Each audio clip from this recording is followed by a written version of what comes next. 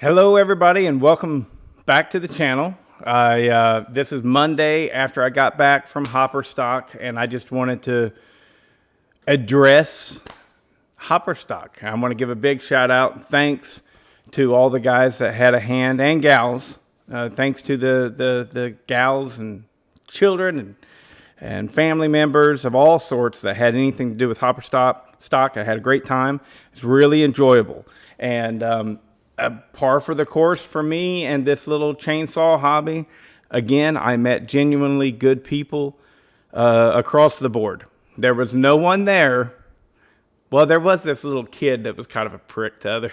He never was to me, but everybody was telling stories about this one little kid, and they were like, I don't know. But little kids, and at the age of like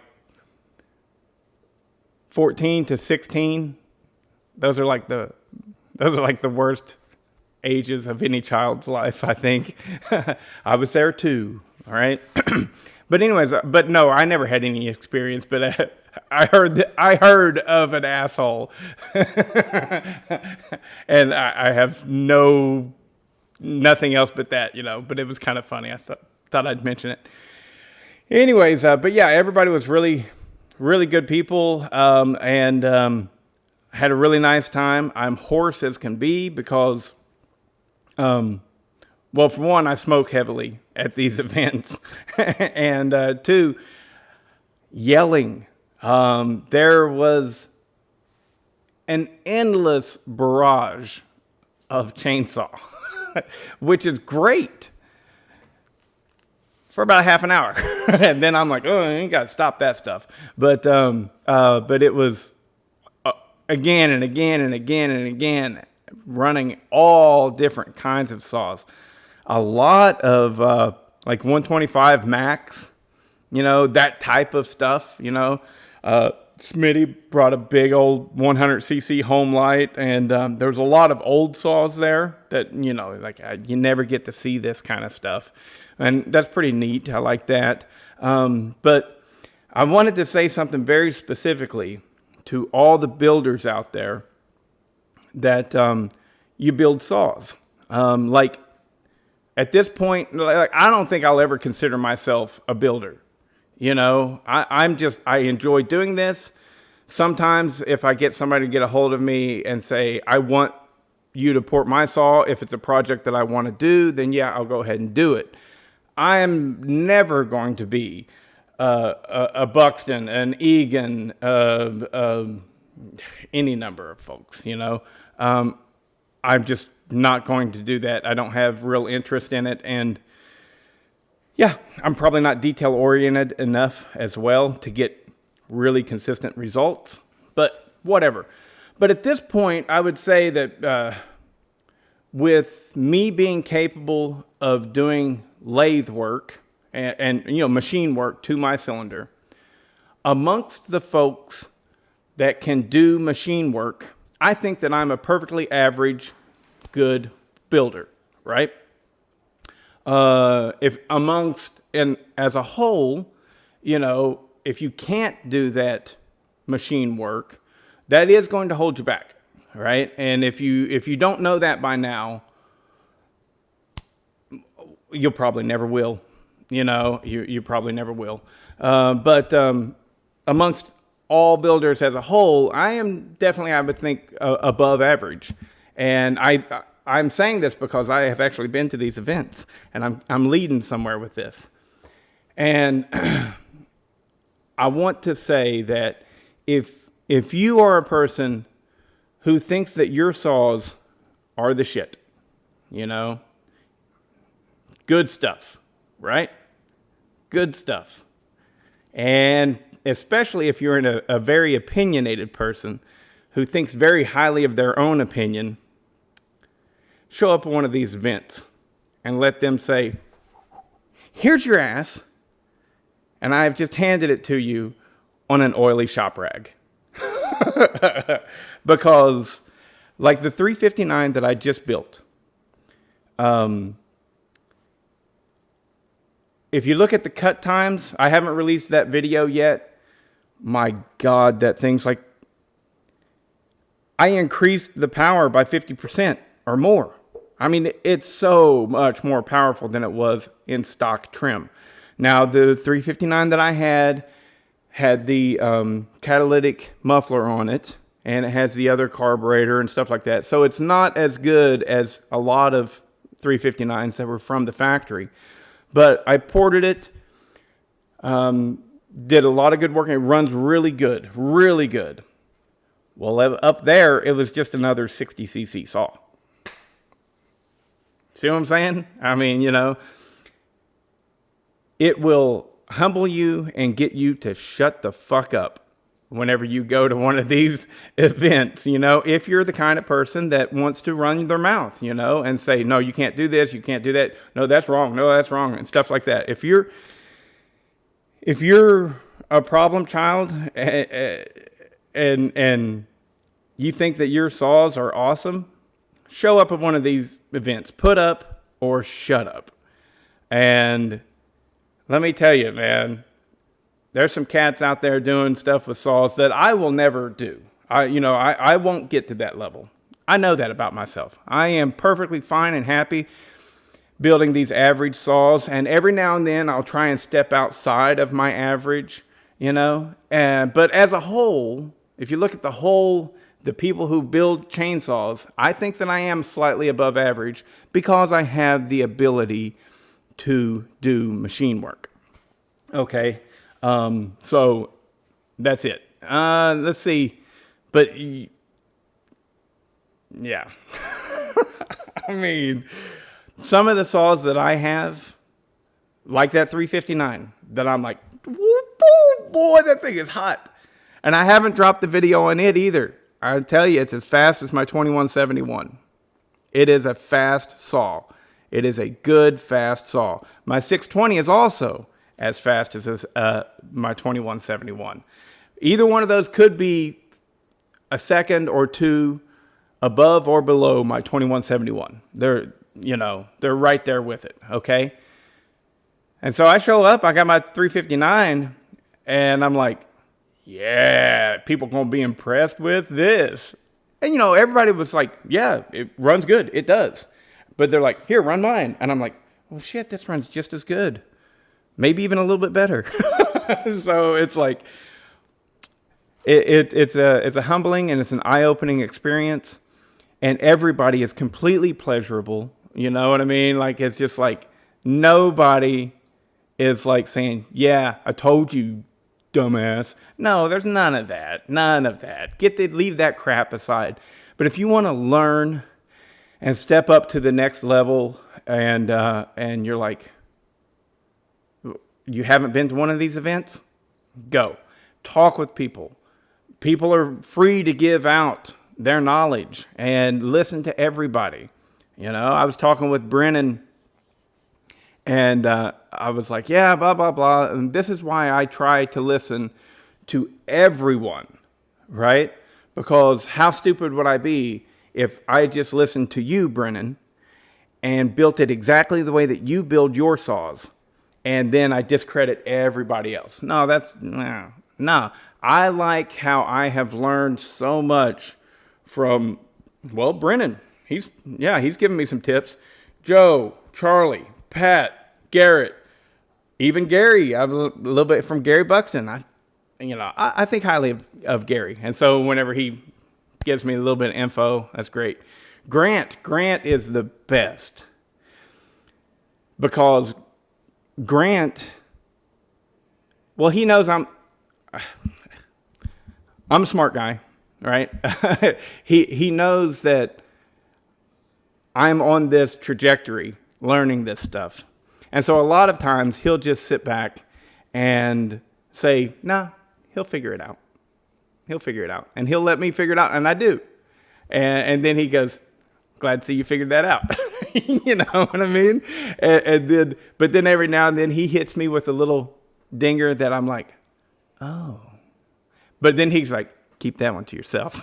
So anyways, Cole, there's so many folks out there that have, Aaron, The John Bob. There's a lot of people that have helped me on this little journey, and I appreciate it. And God, if I left you out, we're all adults here. We forget things.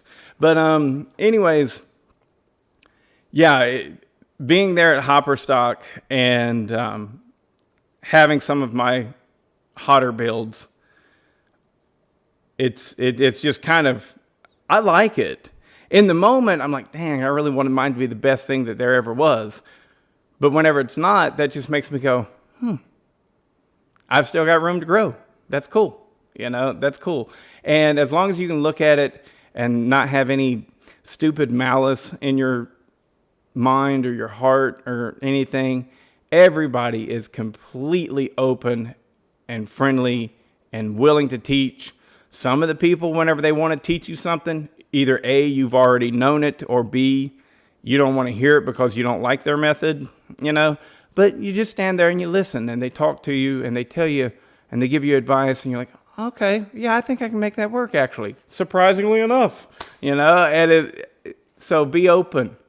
Be open to learning new things, and be open to failure. A great example that I'm going to point out here, I met a man. We have dealt with each other back and forth on Messenger and on Facebook and stuff like that. And great getting to know him. His name's Jim. And we really had a good time talking with each other. At least for my part, I did. I really enjoyed talking with Jim.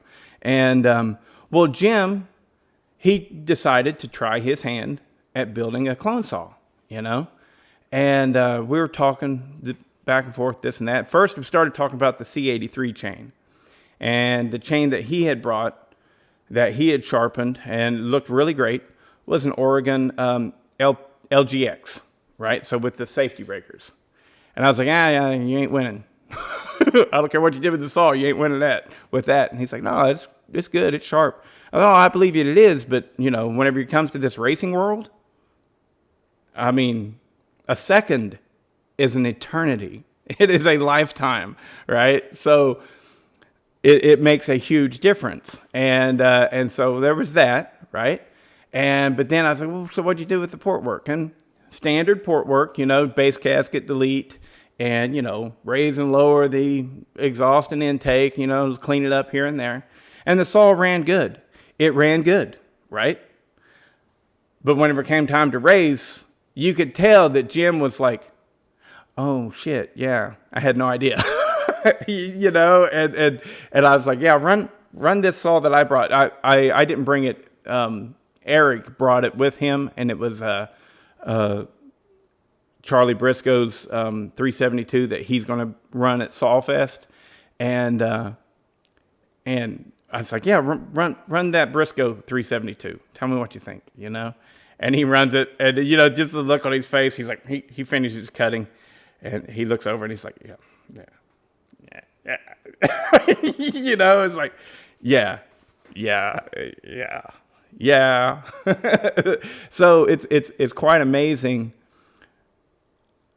I've been to a handful of races at this point, and to me, I so much prefer the gasoline only, the like firewood setup, because whenever you get into the other stuff, it becomes about how much money can you spend, and that sucks, But with these clone saws, nothing but gas, they are producing real power, I've no question about it. That 372 that, shut your hole. That's Louis. No question about it. That 372 of Charlie's would have beaten my 592. It was a fast saw, and torquey as can be. I was really laying into it and stuff. My racing has gotten a little bit better, and which is shocking because I haven't raced at all since December. I was originally saying since Sawfest last year, but no, I went to a race in December.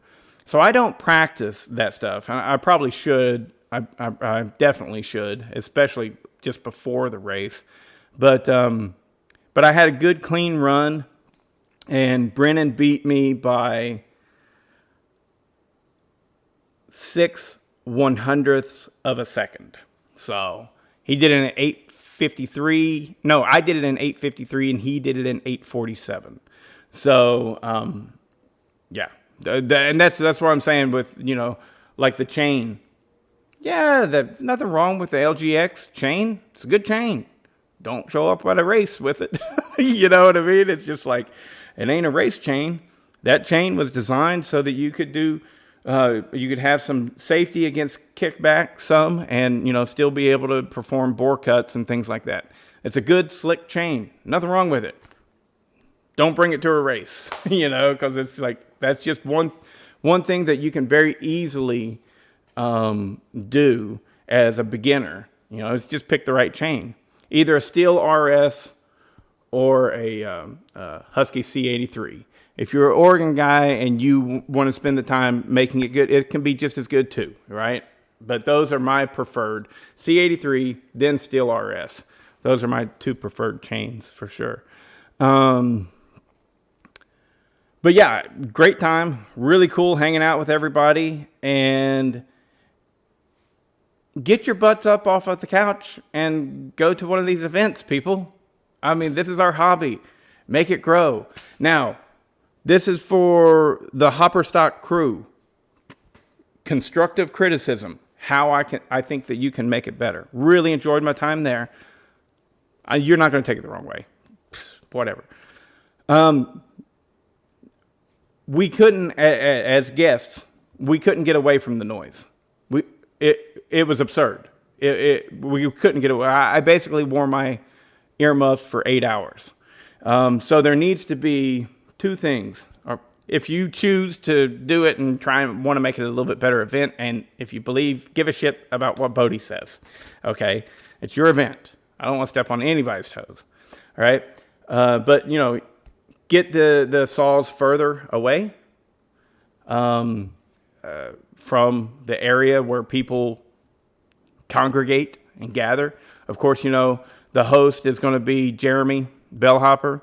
And so pretty much wherever he's sitting and gathering, that's where everybody's kind of going to want to naturally gather, right? Well, that kind of needs to be further away from the saws. The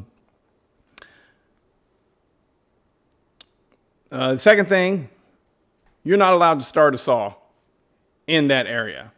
You got to get behind the tape before you can even start your saw. Because, people were starting saws, I'm in conversation with somebody, talking with somebody, and then right beside me, an open pipe saw will blast right in my ear hole. So take that shit out to the wood, and start it there, run it there, okay? And you should never start a saw in a group of people. When people are standing around, there's a group of 15 people, all of them shoulder to shoulder. One of them shouldn't be drop starting a 100cc saw with a 36-inch bar. Okay, so get that stuff out in that field and have the saw running take place out there. Yeah, if somebody is on their tailgate trying to get something started, mess with it, of course, of course. But, I just saw a lot of stuff. We're all just standing there, and then all of a sudden, just wide open throttle, right there, So we got to be a rule in place to get that shit out there at the wood where you're going to be cutting and get a separation of some sort between the cutting area and the congregation area. And I think there was another one, maybe. And maybe, okay, it's 12 o'clock, guys. Time to shut it down. You pick back up again at 2 o'clock. And then at 2 o'clock, you run until 3 o'clock. Okay, guys, it's 3 o'clock. Time to shut that off. Have specific moments when people are allowed to run their saw. Because what I noticed was there seemed to be about 20% of the people just wanted to run saws all the time.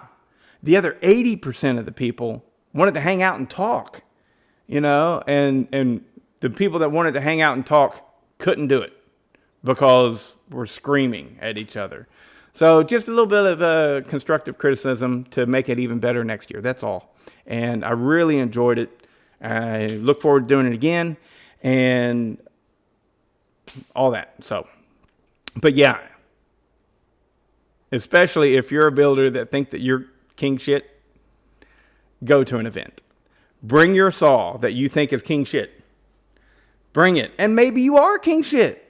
Which is, whoa, that's great. Hey, guess what? We got a new king shit, and it's this guy over here who's never been to an event before. That can happen, right? But what's probably going to happen is you're going to go, oh, I had no idea. I thought I was building the best saws on the planet.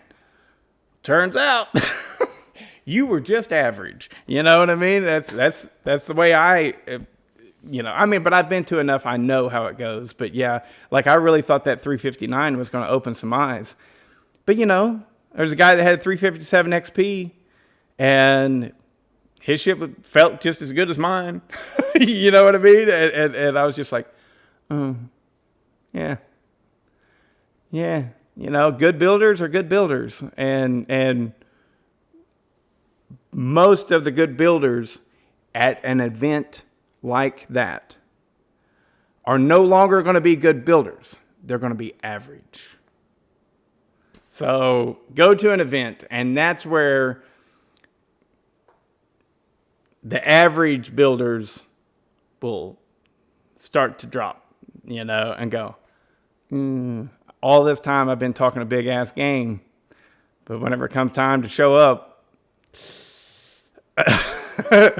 so yeah. And there's certain people, which you probably all know, you can imagine who I'm talking about. Big names out there, they ain't ever going to show up at an event like this.